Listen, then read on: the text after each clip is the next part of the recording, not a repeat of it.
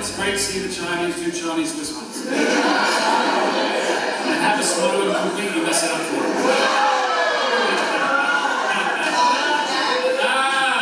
So I have emailed out the lesson. There's pictures in it, so if you haven't got it, so if you're not a regular member, please nudge the person next to you, and they will email it to you, which will be great. So we have one of the biggest challenges coming up this Sunday for the whole year. Not only is the church moving to 10 a.m., but the clocks are going back an hour. Whoa. So instead of church being at like 1 p.m., it's really like at 9 a.m. Now most of us, the iPhones will click in and you won't even know it. Half of you go, why am I feeling so tired? But we've been able to move the church permanently to 10 a.m. The building will be open at 9 a.m. so song service can be inside in the Harry Jensen Centre, which will be awesome. And we don't have to get out till 3 p.m, which means, so church will be at 10 till 12:30, and leaders will be about 1:30 to 2:30, and we've still got plenty of time to get out. So 12:30 to 1:30. So what it means is a bit of luxury, and we're moving it forward, one, because we can, and two, because summer is here, and we really want to make use of that, get the kids outside, all those different things, and maybe we'll even have a few volleyball competitions. Which would be great. Also, as of Sunday, leaders, I'll be starting to teach Kids Who Jesus series. So everybody can get a book. It's a 4-part series, added to by Raj as well, from India, about how to help convert some atheists. So it's a great booklet. It will be in the OneNotes on the first principles as well, which will be great. There also is a campaign on your sheet, and I will be talking about that in the lesson. And this is launching a month of fun in October. So yes, I'm commanding you to have fun. Alright. Can't believe you guys just don't like fun. I mean, alright, the Lord commands us funny things to do. I came back from Samoa a few hours ago. A bit dazed, to be honest, and I'll explain why. The lesson tonight is entitled, We Are Blessed to Be Blessed.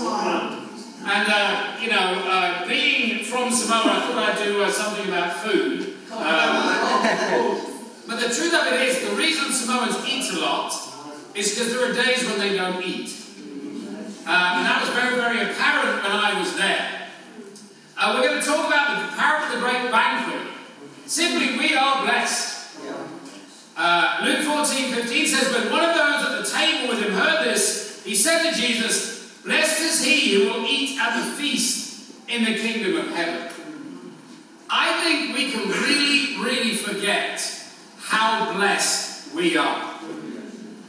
To be alive when God's kingdom is actually alive. Does that make sense?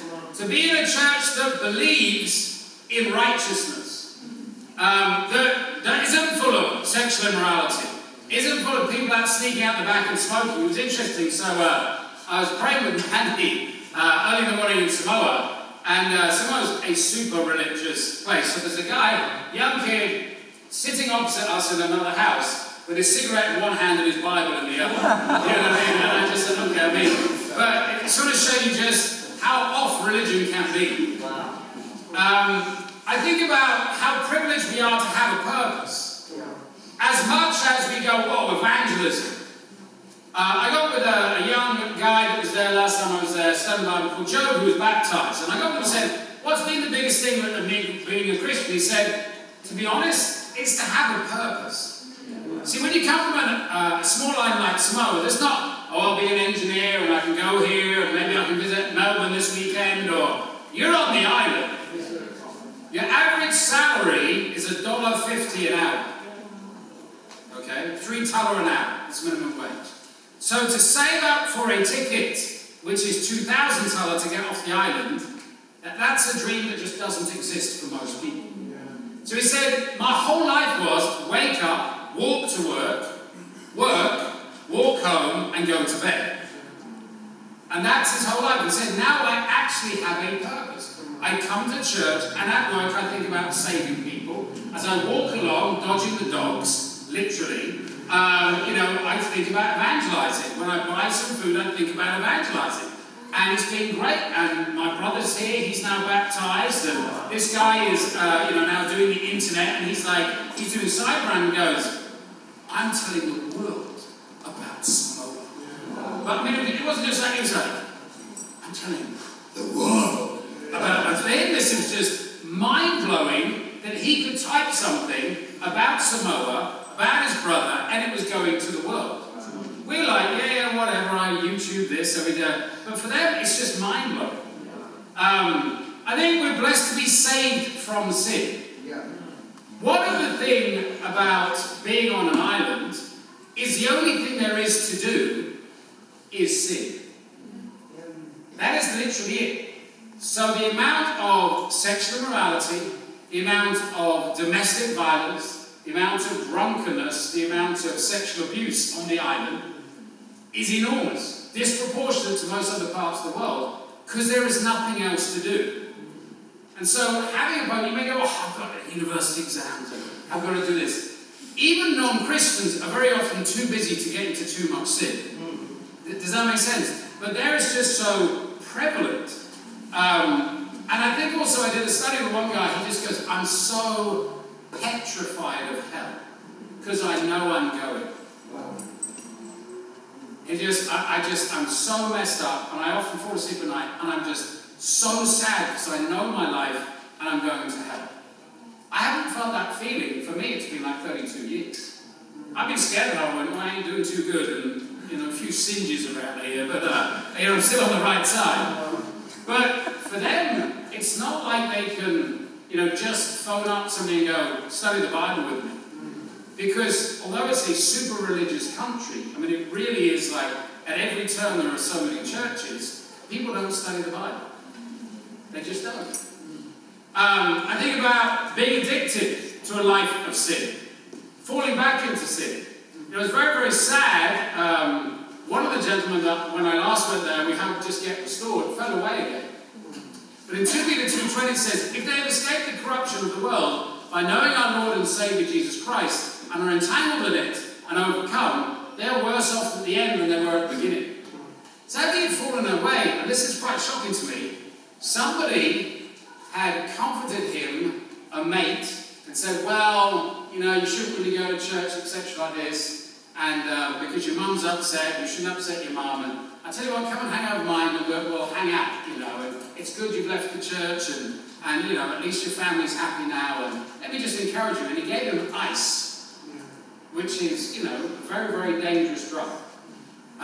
So to give you some sort of indication of the power of ice, when I did amphetamines when I was, in the 80s, you get a piece of cardboard and it was 2% amphetamines. Ice is 100%. All right, so it was pretty dangerous when I was doing it. Now it's astronomical. It's that addictive. And it's just completely destroyed his life. To the point where he goes, I'm not addicted. I just feel like I don't need a microwave. I'll just sell it. I don't need it. But it wasn't even his, it was his mum's. And then the guys he hung out with, when he then took the ice that he was meant to sell, just beat him black and blue. I think we've got to be thankful tonight that you're saved. Right. You're not addicted to sin. You may be struggling with it. You know what I mean? You may have a hard time. You may need to go, I had a hard day, lusting or whatever like this, and I'm really going to talk about it. But you're not addicted. Right. And sitting opposite someone, this is why it's such a joy to study the Bible with people. You're just like, that used to be me. Yeah. And I'm not sitting going, I'm better than you, self-righteous. But thank God I'm not in that spot anymore. I think blessed to be without needs and to be givers. I appreciate, Marion said we are a very generous church. And really are, and I'll share about some of the things that, I know there may be some bags. I mean, I'm normally a very light, I go on a plane with like a backpack and that's it. I can tell you, you can push the limit. I had a bag full of stuff that, you're going to take 23 kids around. So it started off at 35 because JT gave me so much.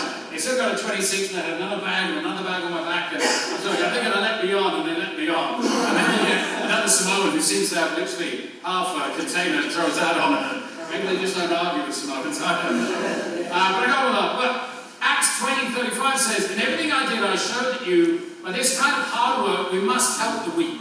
Remember the words the Lord Jesus himself said, it's more blessed to give than receive.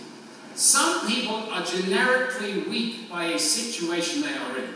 So when a single mom becomes a Christian, she's weak for her whole life, because that's a weakened state. If somebody is converted with arthritis, they're in a weakened state for their whole life. Does that make sense? If somebody has a mental illness, that doesn't mean they are less in God's eyes. It means these are people given to us so that we can love. So we don't get arrogant, okay? And that's a great opportunity. So actually, most people are in a weak state. It's just a sort of arrogance to the first world girl that I'm not weak. You will be weak at some point. But I think it was great to go back and see where your money had gone. So I went to the farm, and there's a big greenhouse there, and first crop of tomatoes and everything like that. And the piece of land is actually really enormous. And so next weekend they're just going to take the whole thing down. I bought some machinery for them, and so they can keep it ongoing. And actually that food then is going to be produced to go to the community centre. And we're really aiming at what they call street kids. So the parents just drop them and expect them just to sell money to then bring back to the family. But they don't feed them. Okay, so that would be sending out, I don't know, Levi in 4 years. Go, you must go and sit on the street till midnight, I'll pick you up. And I'm not going to feed you unless you sell everything. And that's just a reality. So out of the community centre, we will then be feeding those kids. And they're between 12 and something like 18 and things like that, which is great. See the van in action, a bit beaten up now, to be honest. One of the chairs has disappeared somewhere. Well, you realise in Samoa, you said the roads are bad. The potholes are like this big, too. They're as big as Jack sometimes.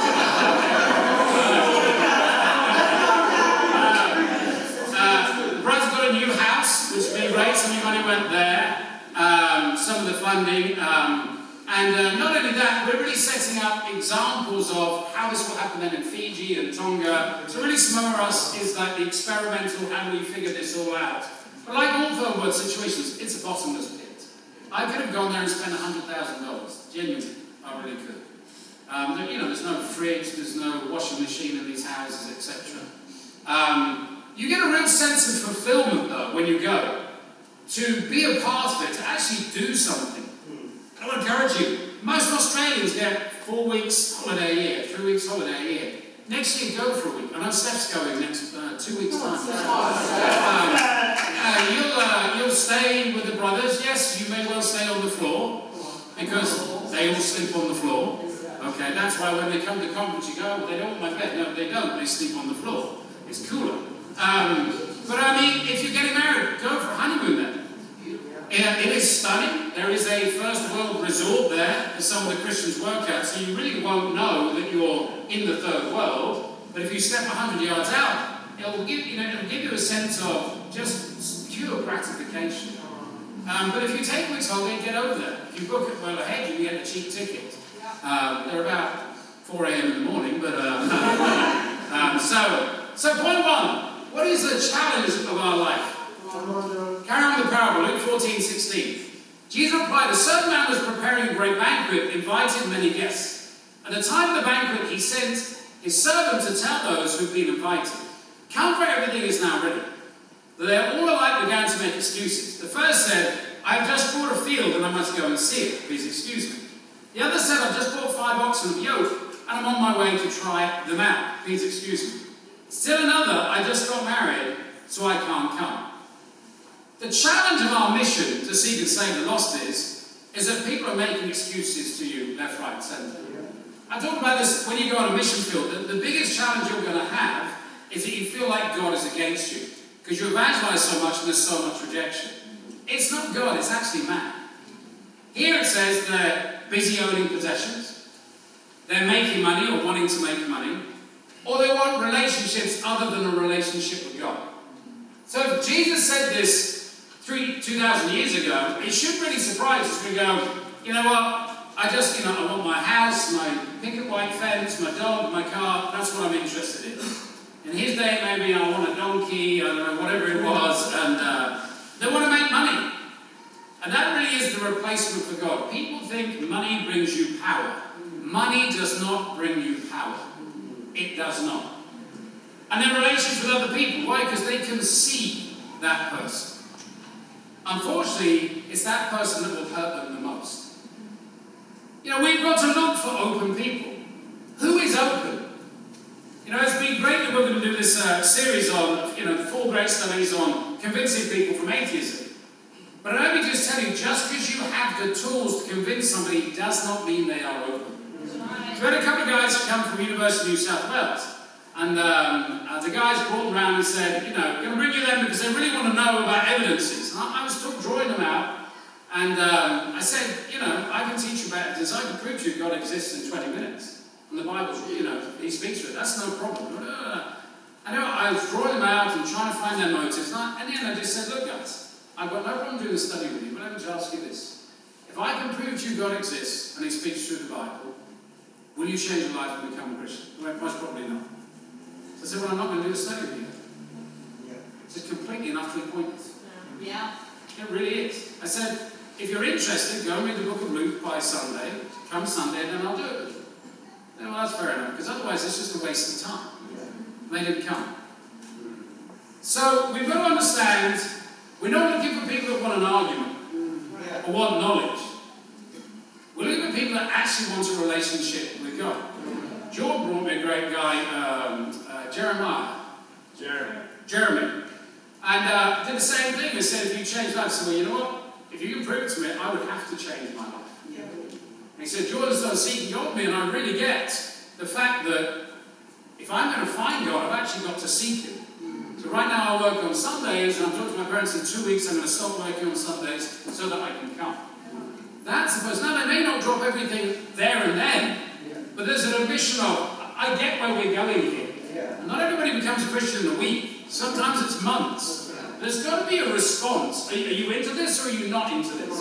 Otherwise, you end up falling into an argument and you actually walk away hurt because you actually fell into sin by arguing with it.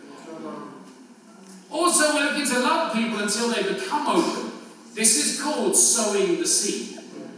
I think some of us forget that. We're looking for the immediate plant. So it's great going to the farm and the greenhouse. The tomatoes are big. Right? They're actually showing the first tomato we're going to eat. I said, did you plant anything else? Yeah. But it looked like there was nothing else planted. But it's just, they don't grow as fast as the tomatoes. And that's like the human heart. I think Job, who became a Christian, this was his second time of studying the Bible. So he had to study the Bible the first time a year or so ago. Then they had to continue to love him until he was ready and open. And then, after a year, they said, would you like to study the Bible again? And this time, same challenges, had to give up a girlfriend, but he was then ready. I think some of us can really not major on the part of loving people long term. It was great to meet Keiko, Tanner's wife. And the first time I went there with him, I said, he said, I can't become a Christian because my wife is absolutely, she is not going to become a Christian. She's had such a bad experience with church. I said, you need to have faith that if you come to God, so will your wife. And then I'm having dinner with her. And it was just great to see her. So she is a top emergency doctor. Right? Women's Day, she had a lot of other doctors come out. This is a very highly educated, she said there are other, I think it was like 3 other doctors, 2 lawyers and a judge in her family. I mean, really serious. So conversation, really, I wasn't intimidated. I was like, this was a high intellectual conversation. Do you know what I mean? But she took loving. And I said, what helped you become a Christian? She said, well, absolutely. Without Tanner becoming a Christian, I would never have come. Not at all. And I said, we've got issue in the marriage because we're just, young Christians and stuff. But I've got to really give it to him. He's really loving me. And that's what it takes. But that's the challenge. We cannot get discouraged. If somebody walks away, if somebody's fallen into sin in the church and they leave God, that must be left with them. That cannot discourage. It will hurt. But when Jesus lost Judas, there was no pity party. Now, if they've left because you have sinned, now that's a different matter altogether. But if somebody has gone back and they love sin, if you actually pull your heart back from them, it actually isn't going to help them at all. I've told you about, when Jack was in sin. A friend of mine, what are you doing? I'm in sin. Stop it! Oh God! Stop it! Get over here, I'll buy you a ticket. Really? But I'm in sin. Come on, buddy, you're my mate. Get over here. You don't pull your heart back. That's the time in. But too many of us are immature, we put our heart back. Now, point 2. We are looking for heart, not worldliness. This is really, really important. Luke 14:21 says, the servant came back and reported to his master. Then the owner of the house became angry and ordered his servants, go out quickly into the streets and the alleys of the town and bring in the poor, the crippled, and the blind, and the lame. So, initially it was hey, let's go invite the pretty people. You know, it's like, this is a decent meal. I want to feed some pretty people. And we can be like that. But all that glitters is not gold. And all that is gold does not glitter. And 1 Corinthians 1:26 says, brothers and sisters, think of what you were when you were called. Not many of you were wise by human standards. Not many of you were influential. Not many of you were noble birth. But God chose the foolish things of this world to shame the wise. God chose the weak things of the world to shame the strong. You know, some of you weren't that when you became a Christian. Some of you still ain't that. When we looked at the photos last week, you saw little old Brandon there. He wasn't so handsome then, you know what I mean? You saw James at 17. You saw a few, Sean and Eric 10 years ago. A lot of us become Christians, and it's after we become Christians that God really helps us flourish. So why look on the streets for Mr. or Mrs. Picture Perfect? Maybe you're tempted to go, there's nobody in the church for me. He looks like he'd make a good husband. Let me evangelize him. You're not looking for the external. You're looking for heart. The external can scrub up pretty good. I mean, you know, you see like Willis come in a suit. You see the young Christians in there, they come in, somebody gives them a suit for the first time. You know, they're up on stage, you're like, man, you're pretty good. They're like, oh yeah, I'm pretty good. You know, a bit of a, discipling, a bit of a help. Everybody can scrub up pretty good. We are looking for the unentitled. Those that see their need for God. I love the hearts of the disciples in Samoa. It's actually, go to a third world does your heart a lot of good. Life as a disciple in Samoa, it's about excuse busting. There's a reality check. I was only there on arrived Sunday morning and left today. So you get in and put the shower on. You get under. There's no hot water. Okay, all right. So there, you realise you can actually have a 30-second shower quite easily if you want to. There is absolutely no peace at night, and I mean none. Alright? The dogs bark outside your room all night. Now I'm English, maybe it's just English fairy tale. Cockerels in England, when the sun comes up, goes cock-a-doodle-loo. Samoans go cock-a-doodle-loo every 5 minutes. So I said to Manny, I feel like chicken dinner. I said, everybody knows exactly which chicken belongs to which household. Don't go there. And that's actually not an exaggeration at all. Okay, there is no peace. Alright. Not only that, where I was staying with Manny and Effie was, I don't know, reggae central. Okay. The house opposite has a pool table, flashing disco lights, and there's that sort of island reggae boom, boom, boom. So I got up to get on the plane at 2:30, and it was still going. And there were no Samoans there. They were in bed, just let it go. Let me tell you, you do not go next door with these 6'5" wide and tall people go, excuse me, can you turn the music down? They're not all like Jack, okay? You know what I mean? There's no electricity. We're in church, man. Oh, now I actually remember this as a young Christian. We didn't have electricity as young Christians in England. You actually had to go and buy tokens, and if it ran out, you went and put it short. Like, oh, okay. You had to go and put it in. So if you didn't get paid, there were 2 days with no electricity. Many of the Christians do not eat on Monday and Tuesday night. That's just a fact. So I talked to Joe and said, I took him to McDonald's. One McDonald's there, and it's a big, big treat there. So thank you. He said, yeah, we don't normally eat on Monday or Tuesday night because you don't get paid until Wednesday and stuff like that. I'm not talking about they miss a meal. I'm talking about they do a full day's labour on Monday and Tuesday. And they just don't eat. So in the brother's house there's a fridge, but to save money they turn it off while they're at work. Okay. So Tula, and I'll share about him in a minute, he said, so when I go back and get my dinner, animals come out of my food. And that's just part of the protein. I'm not joking. I am not joking. No, I am not joking. I am not joking. The brothers have bed bugs in their house. We got them a new house. They don't have the money to kill them. Okay. I was driving along with our intern, Juju, and he said, oh, got to pray. There's no gas. I said, how long have we got to go? 10 minutes. Now, I remember this as a kid, so you shake the car like this, like that, and then you press the accelerator, and then you drift. Yeah, okay, you guys, man, you're so entitled, we haven't got a flat clue with that.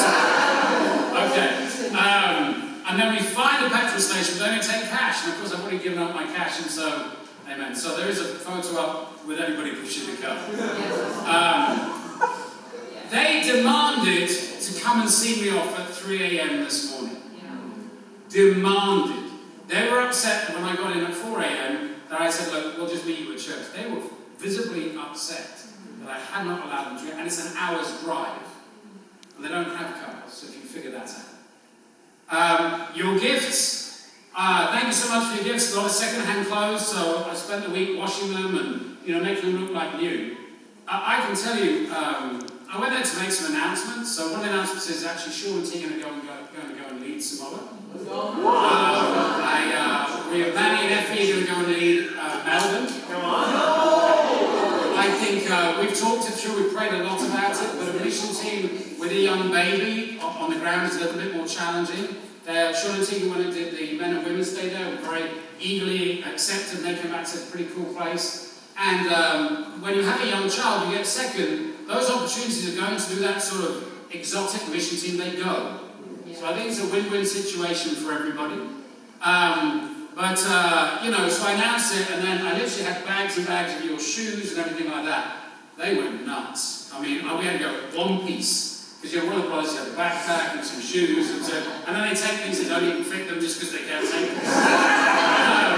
But apparently, on the waterfront the next day, they had a fashion parade. So there's, Sahil's big, pink, second-hand shoes, and doing all this. And they're trying to get the high heels on, and all that sort of stuff. It means a huge world to them. That's your second-hand stuff.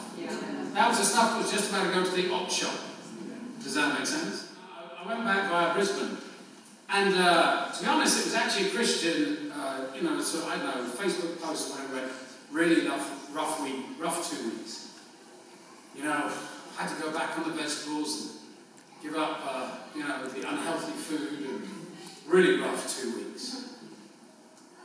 And I thought, this is our world, isn't it? That's a rough week. That we didn't stick to our diet. That we got up late. Do you know what I mean? And there's just such an imbalance. I appreciate Tula. So Tula, the Lord sent Tula over there.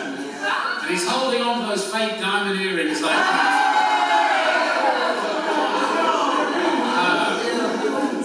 He said, I'll be honest, Joe, first 2 weeks, massive shock, very entitled. Parents gave him a lot of money while I was at university here. And he said, first go really, really hard. I had to choose between either I walk to work for an hour and can eat, or I get on the bus and I can't eat. He said, really, really hungry. There's no telly in the brother's house. There's no data on their phone.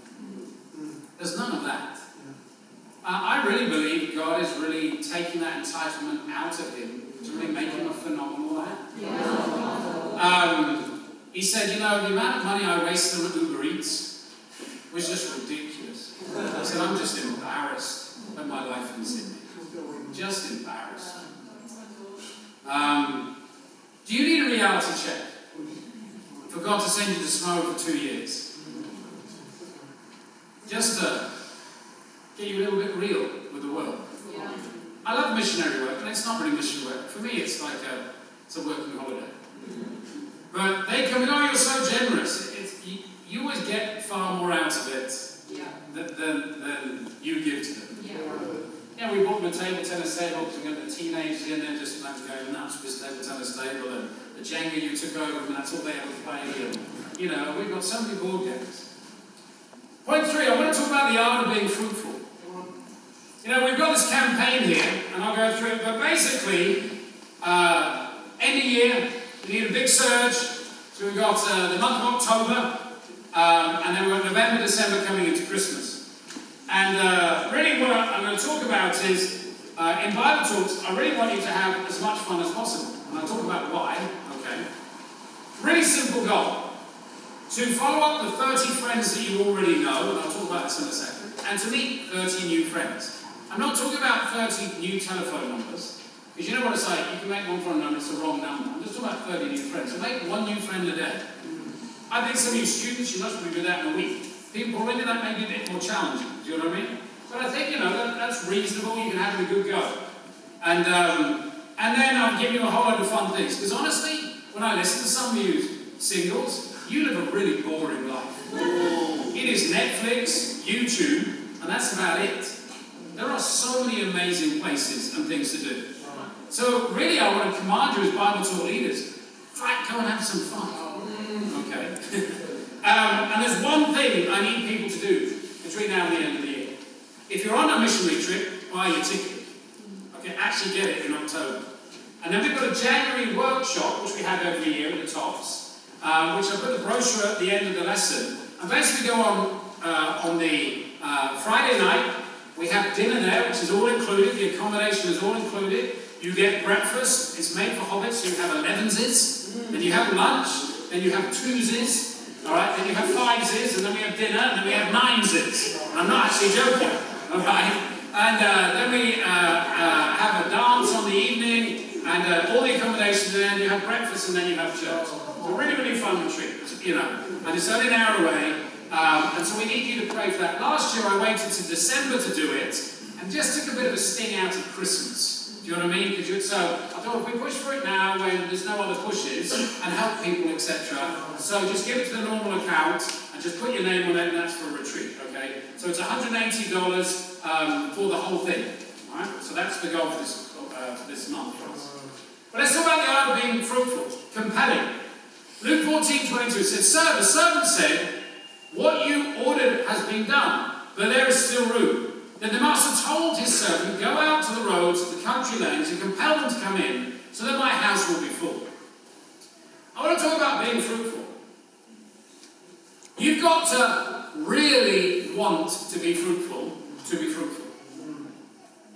That's just a fact. It doesn't come easy. Pulling somebody out of Satan's kingdom, when he has demons locked into their heart and their physical thing and their bad education, it's difficult. If you don't set your mind to actually bearing fruit, you will not. You'll just evangelize and not really study with anybody. This guy had already gone the extra mile. The master had gone, "Hey, go and get the poor." Done it. Give me another idea. Done it. This guy was all in. He went to where it was obvious, and then to all the less obvious people. He was eager to get people to the banquet, as eager as his master. In other words, the master's doing this, I've done it, we're in tune. If I can find them, I'm going to find them. Is that how you are feeling right now about being fruitful? I appreciate Manny. He knows, after our first trip there, in the story, us going after people in the hills at 5 a.m. in the morning, he sort of learned, the standard. So I was lucky to arrive at 4 a.m. on Sunday morning, okay, which is 1 a.m. Sydney time, okay, because the flights were cheaper. And so my first appointment was at 4 a.m. So I flew away to church, and we had a study in the car all the way. And then we had, obviously, Sunday morning, and then leaders, in between, and everything like that. And also, my last study was at 2 a.m. We picked him up again and went for it to the airport. Because I was there for 3 days. I wanted to have the biggest impact possible. I wasn't there for a holiday. Right. And Manny now understands that. When the overseeing evangelist comes, he's not coming there for a holiday. I'm living with him and we are going for it. I had to set my mind, believe me, I was tired, but we're going to have an impact. What was really great, this was Junior, who was our very first intern there. And we've done a jack with him. At this stage, he has signed off to actually move back here, get restored and go back in the ministry. Now, it would have been very easy to say, I can't get with him because my free time is not when his free time is. We can be like that when we study the Bible. Well, you know what? I only study the Bible, people, really on Monday night from 7 till 9. And then, Saturday afternoon. I appreciate us having a schedule in church. I think it's very, very helpful. But that's not really the heart of it. Does that make sense? You should have a schedule and try and live to it. But we should mold our schedule around the needs of whoever we are studying the Bible with. Come on. How passionate are you at making every moment count? When you go and eat, Kentucky afterwards, do you evangelize the people? Do you actually invite the people behind the counter? We should. Kerry, brought the Vietnamese young girl, and she was the waitress where the shepherds were, making the most of every opportunity. Has church become all about the fellowship of disciples? Honestly, I heard church on Sunday. It was very hard to get lots of you sitting down with the non-Christians who were visiting. You were talking amongst yourself. That means you have stopped coming off the mission. Well, I didn't bring them, so that's somebody else's responsibility. When did that become a doctrine? When did that become a doctrine? Right? We have now lots of time between church leaders. We have lots of time before church. All right? We've bought that amount of money from the venue. This now we have from 6 till 10 o'clock. You can study the Bible and put somebody in here after this. That's our mission. I love hanging out with Christians, but the most bonding thing you can do with Christians is either pray with them or study the Bible with someone. You'll get a lot closer to somebody doing that. The problems within the church, are they your focus? I can tell you, nearly all problems inside the church come from the fact that one of those people, or both of them, aren't in the mission. It's pretty hard to fall into immorality emotionally when you are out seeking and saving the lost. It's just the furthest thing from your mind. It's pretty hard to grumble when you don't decide. It's very hard for me to come back from Samoa and grumble about my life. It's very hard to grumble when you're studying the Bible. People go, man, I don't have problems. I think, when you get into people's lives, when I sat down with June, I said, again, overseeing a third body is a learning experience for somebody who's from the first world. And I knew he was having a hard time with his father. What I didn't realise was he was literally getting beaten black and blue every night while being an intern at 17. I missed it, so I had a lot of apologising to do. I said, I don't think I've committed a sin of commission against you, but I've definitely missed some things here and I need to apologise. And it started the healing process. And it's a learning, it's no excuse, but it's a learning process for me. Believe me, you don't go home and get, when I'm talking black and blue, I'm talking to the point where his mother then had to sit in a room all night, cool him down, because his father had physically beaten him to a pulp. Then he got up and would evangelise all day as an intern. That's the sort of life they're living. I want to talk about the art of compelling people. You've got to set yourself up for success. Now, there's a few ways you can do this. This is old school, all right? Some of you like that, all right? I like that. So in other words, in your D groups, you go, okay, I'm Bible talk leader, right, let's plan out this month. What are we going to do on this day? Let's have a look over here. You don't have to do everything or nothing on there. I'm just trying to give you some ideas. Let us sit down. It launches on Sunday. We're going to have the most fun this month. We're going to be calling ourselves like a crazy cat. We're just going to go out there. We're going to be so tired because all we're doing is having fun. Alright? Now, there's OneNote. So it's exactly the same thing on your link in OneNote. So some of you are used to that and it's okay with that, right? So it's got the calendar, it's got the invitation, and I've got a thing there for 30 old friends and 30 new ones. So that's the template you can just take. Or you can create your own web. For me, I like my phone. It makes it really, really simple. And so in my phone, I wanted to explain this. I have everybody under a certain category. So if you're, in the Sydney church and you're in the north, you're SN and then you're Jordan. If you're in Parramatta, you're SP and then you're Shaw. All right, so I can look up where everybody is. But what I've done for me, for my evangelism, because we're going after 30 old friends and 30 new, I've literally put in my phone 201, 202, 203, 204, 205, up to 230. So whenever I meet somebody that's an old friend, or, and I'll go through how to get those, there's already a spot in there, so I open up and I put their name in. So I'm filling up that with my old friends. And then I've got 301, 302, 303 for my new friends. So actually I'm just walking around and going, I'm going to fill that up.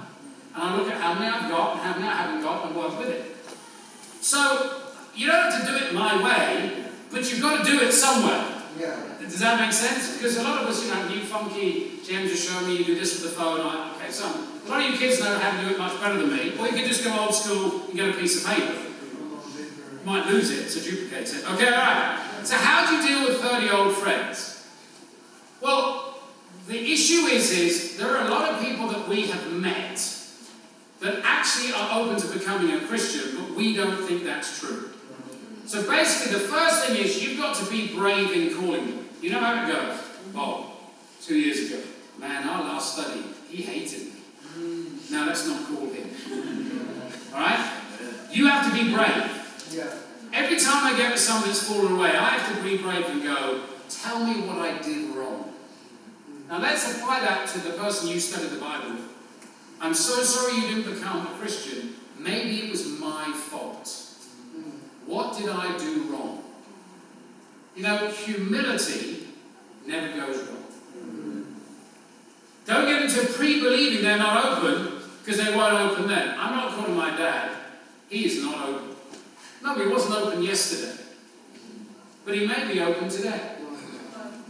Especially go after the family. Remember, Isaac studied the Bible while he was living in Brisbane. So let's go, well, I can't study with my mum. They live in Perth or New Zealand. Who cares? Yeah. Don't make up reasons. They live in China. Don't make up reasons why somebody can't become a Christian. Well, I know people have moved down from Queensland, but nobody has come all the way from China and become a Christian just because they phone them. Yet. Yeah. Really old contacts. One of the things about iPhones is, and I've told the story, but it's a good story. The beginning of, I don't know what year it was, 4 years ago, 5 years ago, I was evangelizing all week, really wanted somebody to come along, and nobody was coming to Bible talk. So at 4 o'clock, I just started texting every person in my phone. And then on an iPhone, if you actually type in, 04, every number you've just deleted, the number comes up, but not the name. So I just got a text, hey, do you want to come to Bible talk tonight? And it was just a 04 blah blah blah, next one 04 blah blah blah. I ain't got a clue. And one of them texted me and went, yeah, I'll come. And that was Obed. So I'm waiting there at Bible talk, not knowing who the heck's meant to be coming. And it'd been the year, so I was like, I didn't even know it was him. But because you were so friendly, he's like, hey, and you don't know his name, but he's like, oh, Joe, how are you? Great. Everybody knows his name, There's a lot of, what about fallaways? Never give up on fallaways. We made a commitment to them, to love them. Yeah. Every single person that's left the church, I try and keep in contact. There is a great reason for calling people up. This week, our church time has moved. Could be better. I just want to call you up. So actually, on Saturday, I don't want any evangelism. None. I want all the Bible talks to meet in a house, cook up some food, and do 6 hours follow-up. Just 6 hours, and fill this up. So we arrive on the first, going, right, it's done. And you go, well, I don't want to call this person, and we're encouraging everybody to do it. And you go through everything, and you can say, well, I've run out of people. What about your cousin? Oh yeah, I didn't even think about it. What about your auntie? What about your great-great-auntie? What about your third removed person? Okay. How about this? What about cleaning up your Facebook? Most of us have hundreds of thousands, and we haven't even just friend requests. I'll be your friend. You haven't even a clue who they are. Right? What about taking 10? And I did this during COVID. I went through every single person on my follow. I don't know if it was 5,000, whatever. And that's how the Mongolian ministry started. I just started with all the Mongolians. I had 1 and 2 and 3, and then we started to see the Mongolians coming. If you're a missionary, you have got 3 months to convert everybody you've ever met in the last, 3 years you've been here. That's one of the reasons I'm doing it. You've got to go hard after these people. They remember us. I remember about 2 months ago, I took a bus home and I got the wrong one. I got round and I was inviting this guy. I said, hey, do you want to come to church? He went, Joe. Oh. He said, I'm Renisha's friend. She was on the original mission team. I was like, okay. I said, yeah, I came to a midweek and vote. Oh, and then, a little bit of a story, and I remembered exactly who it was. I haven't seen how the church goes. I've got a bunch of people like that. Do you want to come on? Absolutely not. Okay, right. You think, 10 years you remembered exactly my name. That is the impact. 30 new friends, 1 a day. I want to talk to you about effective evangelism. You've got to have fun. Turn everything you do this month into fun. So I'm not having risk nights this month. I'm having them with non-Christians. Alright? I'm just having them with non-Christians. Everything I do, non-Christians. All my D times, out. Out. Go out. Have some fun. Then, actually, maybe you'll stop talking about yourselves to each other and you actually do something. Right? Use invitations. Alright? So there's some invitations over there. One of the things we did was we went out playing snooker with the boys not last week, the week before. And the whole snooker hall was full. And at the end I thought, we really ought to be inviting everybody. But I felt awkward because I didn't have an invite. And I thought if I had 3 invites, I went, hey, excuse me, I know you're playing pool, the 3 of you. I want to invite you to my church. Actually, invite helps you in those situations.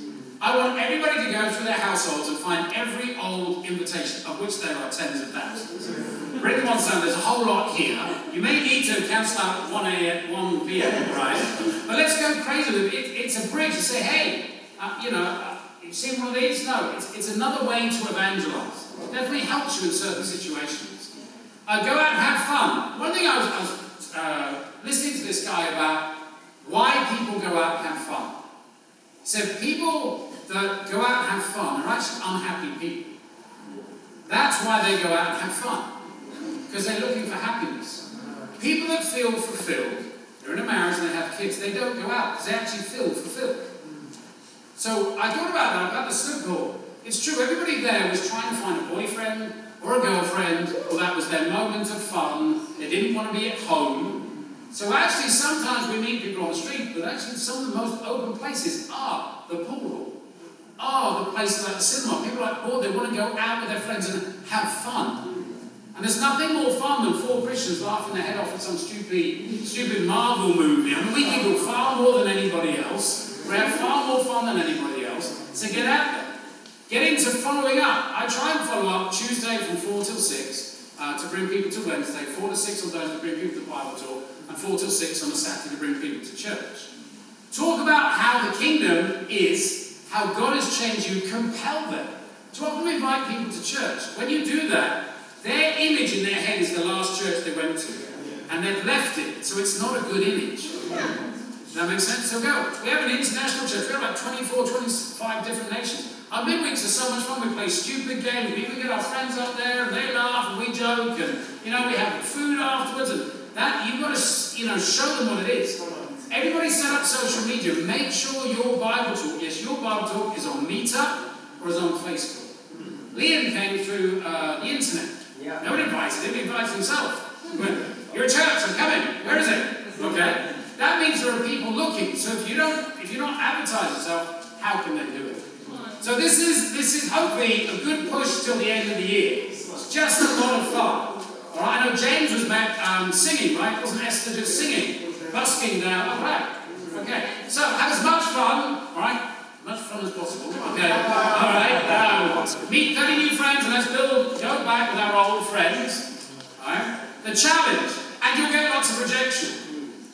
But don't worry about rejection. Worry about the people you will meet. We're looking for heart, not worldliness.